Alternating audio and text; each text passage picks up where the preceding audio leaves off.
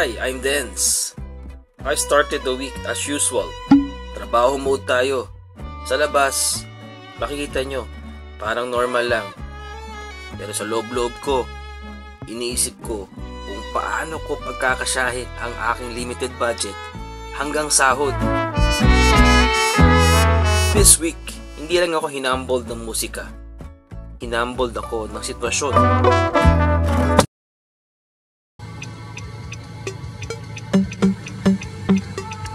Biyahe pa rin sa trabaho, hatid pa rin sa aking anak, gig pa rin, at syempre, buhay pa rin. Minsan, sa mga panahong gipit ka, doon mo maririnig ang tinig ng Diyos. Sabi ko nga sa sarili ko, wala mang sobra, pero may sapat pa rin biyaya. Friday, medical examination day sa Angeles City. Biyahe ulit.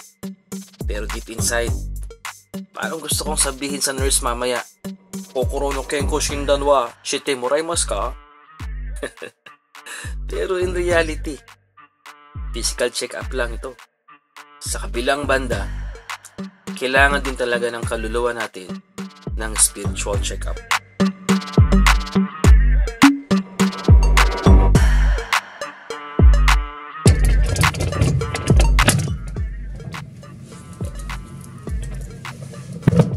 Okay, hindi ka agad makukuha ang resulta. Pero sa tingin ko, pagsak ako sa timbang. Nasa line of 8 eh. Alright, so kakatapos lang ng ating medical examination. Medyo kimuchiwari lang, no? Yung pakiramdam ko. Nag-test tayo ng volume. So, may ininom tayo ng volume. Tapos, pinaikot-ikot tayo dun sa isang platform. Hindi ko naman pwedeng tanggihan kasi yun nga yung requirements. Kaya, yun, kimuchiwari na naman tayo. So, sobrang stress ko kanina yung pag-ikot-ikot. Yun, lumabas talaga yung yung mga rashes ko sa mukha. No, yan. Ganyan umatake yung psoriasis ko. Kapag ka-stress, kapag ka nakakaramdam ng, yung parang tension, pressured, yan. So, ramdam ng katawan yun eh. Nagkaganon na. So, pati yung psoriasis, nagre-react siya. Kahit na may ointment tayo, ang hirap i-manage. Kahit wala ako sa spotlight, nasa ilalim pa rin ako ng liwanag niya. Humility isn't about being less. It's about being filled with grace kahit walang-wala ka. Naniniwala ako na hindi kayamanan ang pera. Yung makapagbigay ng ligaya sa kapwa, yun, reward na yun. It's about Filipino community event kung saan kami nagpe-perform. Naririnig ko kung gaano kabuti si Lord. Hindi namin to ginagawa para sumikat, hindi para makapaglingkod.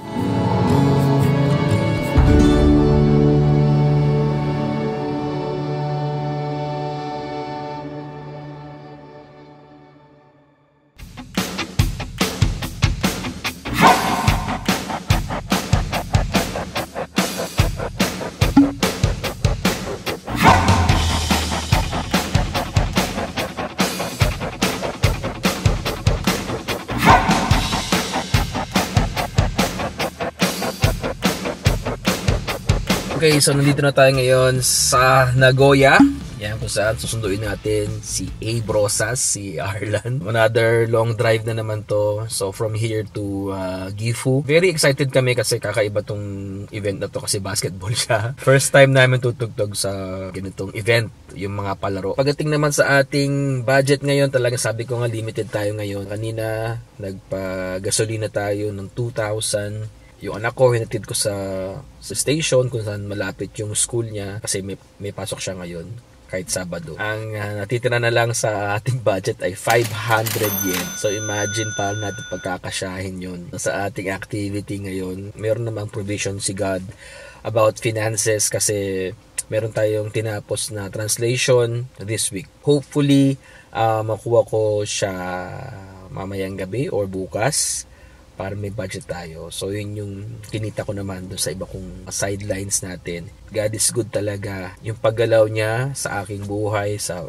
family ko, Hindi man talaga marangyang marangya.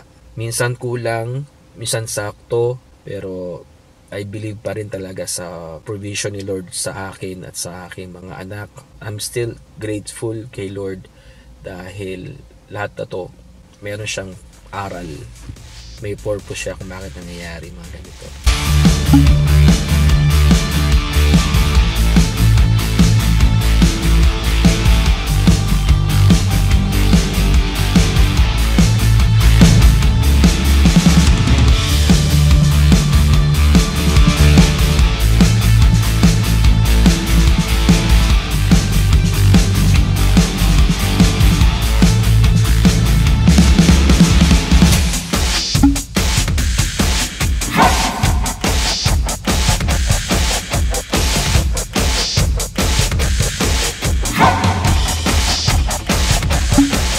Talaga yung pakiramdam kapag nasa daan ka papunta sa gig. Pero in contrary, iba pa rin ang kaba pagka iniisip mo, may enough gas ka pa ba pabalik ng Toyohashi?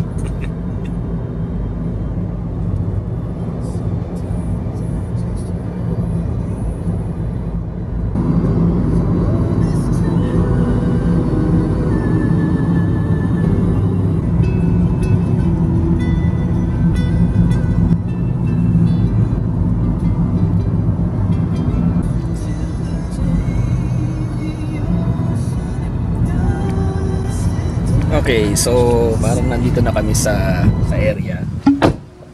Siguro yung place. So first time namin dito sa Ogaki. Survey muna natin kung yung sound system bago tayo mag-set up. Let's go!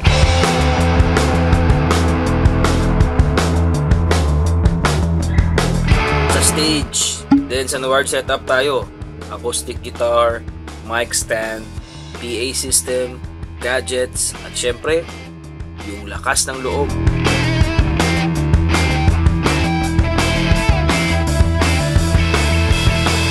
Dito. Okay, dito naman tayo side. Ang sarap ng atmosphere sa Ogaki. Organized, warm, at puno ng kabaitan at respeto. Ayan! Yung prize natin ibigay ng ating PIO Miss Roysa. Next, for number 4. Ang pinakamamahal na Vice Consul Jerick San Arceo, magandang hapon po, at sa kanyang mga kasama. Ganun din po sa maraming mga leaders na nandito, hindi ko na po mabanggit isa-isa, pero alam ko po nasa puso namin kayo. Okay, and binabati ko po lahat ng mga players na nakipag-cooperate para sa Kings of the Court. Palakpak naman dyan for Miss Karen!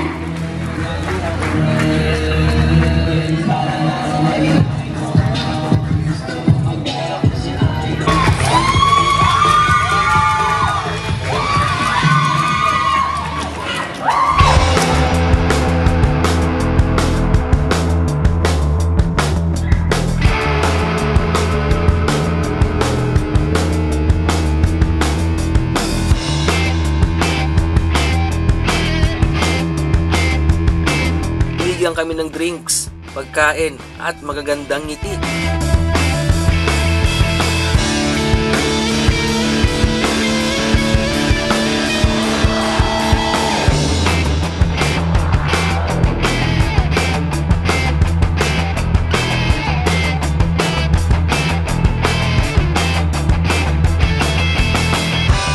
Kaya hanggang closing, habang nagliligpit yung mga tao, tumutugtog pa rin kami.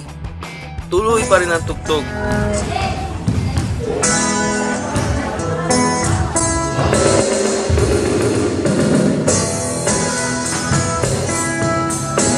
Maraming salamat po sa lahat ng tumalo.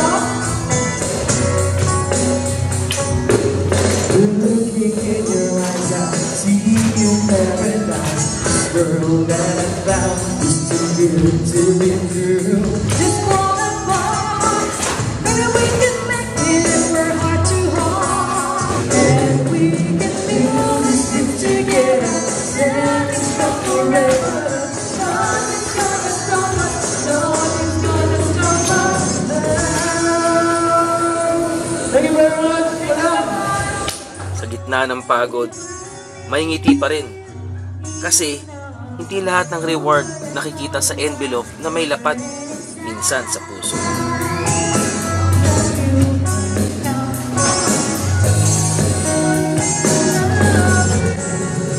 Sabi sa Philippians chapter 4 verses 12 to 13, I know how to live on almost nothing or with everything, for I can do all things through Christ who gives me strength. Ito ang dahilan kung bakit hindi ako bumibigay.